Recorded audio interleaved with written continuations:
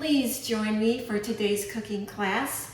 We have apple strudel. It's so easy and so delicious. I can't wait to show you how to make it. Let's get started.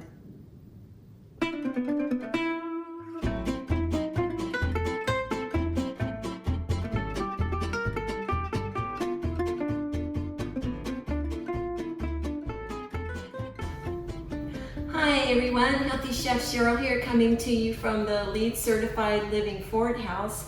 And today we are going to make a very quick apple tart. This is a great recipe for any time of the year, but particularly the holidays. So here we go, let's get started. I'm going to start with the pastry. This is a puff pastry dough. I did not make it, I recommend buying it. I found a gluten-free one, so we're giving that a try. It's just so much easier to buy the puff pastries or the phyllo doughs. Go ahead and buy those, they're very hard to make.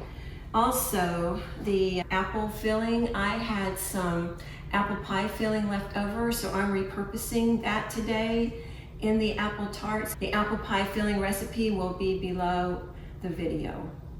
Okay, so first thing, when you first take your puff pastry dough out of the box, you want to lay it on parchment paper, and cover it with parchment paper, and then you cover it with plastic wrap. This is PVA-free plastic wrap. We'll remove the parchment paper. And so we have two very pretty pieces of puff pastry dough here. Because we're making a tart, we are going to cut the puff pastry like it looks like a Christmas tree. We're gonna make two small ones here, so we're gonna divide this in thirds. Let's see, let's get a quick measure. I have measured my puff pastries. I have 3 equal amounts. I'm just going to score this now all the way straight down. Just score it, don't cut it all the way through. Now that we have our original pieces cut, got a Christmas tree here. Now all we're going to do is take our knife and just cut up to the top, start at the bottom, go up to the top. And these, you do want these to go all the way through because we're going to be making a pattern with these. You want to try to keep these equal. Now that we have our pattern cut for our apple tarts, we are going to, with a pastry brush, just add some butter here. Now I'm actually using butter today. I usually cook with plant milk butter, but today, since the pastry dough came with butter already in it, I'm just going to use butter. I had some left over from another recipe that I did not too long ago. All right, so there we have that done. This is part of my apple pie that I had frozen. I am going to place it down the middle of the puff pastry. There we go. Did you know that apples are rich in soluble fiber? They're known to help lower cholesterol and fight heart disease. The soluble fiber makes you feel full and saturated. They're also a prebiotic. Apples are very good for your gut health. Not apple juice, but actually whole apples. All right, so we want to just get the right amount of apples in here. So now we're ready to tie the pastry together and make it beautiful. So we are going to start with the bottom piece here and just tuck that up. So we've got our pastry, we've tucked it up from the bottom. That's the first piece, that was our Christmas tree trunk. And then we're going to just take these pieces and start to fold them over. All right, so we've got our bottom piece tucked up, and we want to roll that up tightly. Try to avoid the apple pie filling coming out. We want to wrap it up as tightly as we can. And then we just start crisscrossing these pieces going up. And if one breaks like that, just pinch it back together and you should be fine.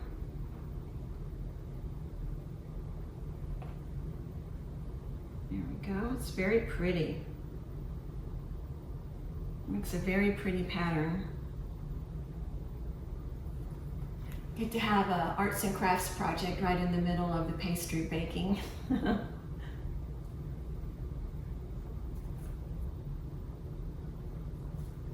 Okay, we're down to the last piece, and we're just going to roll that last piece in, tuck it in very nicely, just to seal it up.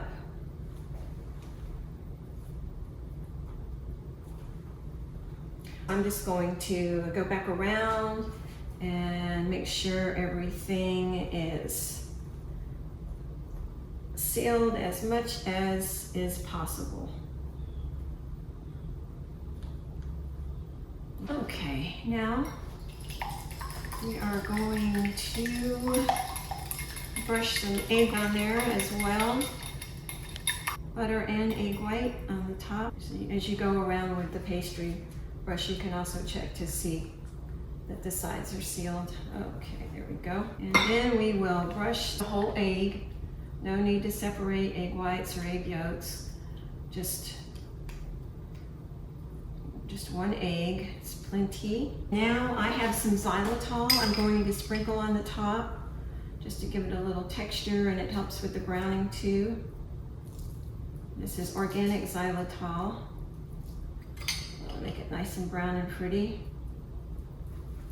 I'll get this other one going and be back with you, and we'll pop them in the oven. Be back soon. Okay, I've gone around the edges with my icing spatula, so we're in good shape there. We're going to cook this at 400 degrees for about 20 minutes or until it's brown on top. We'll take it out and cool it. Now, if you're serving it warm, you want to wait about 20 minutes, let it cool down. If you try to cut it when it's hot, it will probably fall apart, so just let it cool down. If you're going to serve it later at room temperature, you can just leave it like this and cut it when you need it.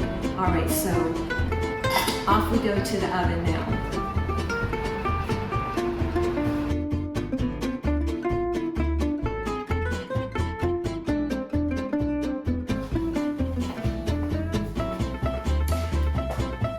As you can see, our apple strudel is out of the oven.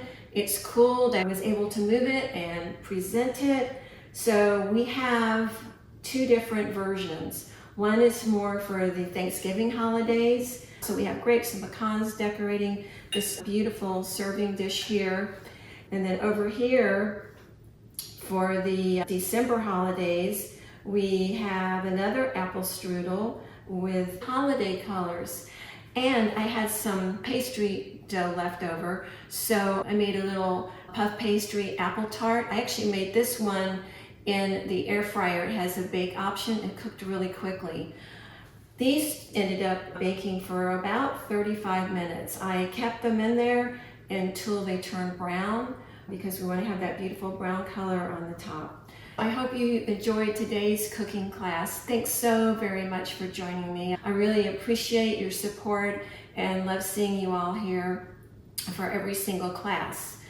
You can find me on YouTube, Patreon, Instagram, and Facebook, all under the handle of Healthy Chef Sherell. My full video library and recipes are on my Patreon channel. Please remember to like, subscribe, and share. Leave me a comment or leave me some hearts in the comment boxes. The product links are below, and if you would like to reach me, that information is below in the show notes as well. Thanks so much for watching. Happy baking.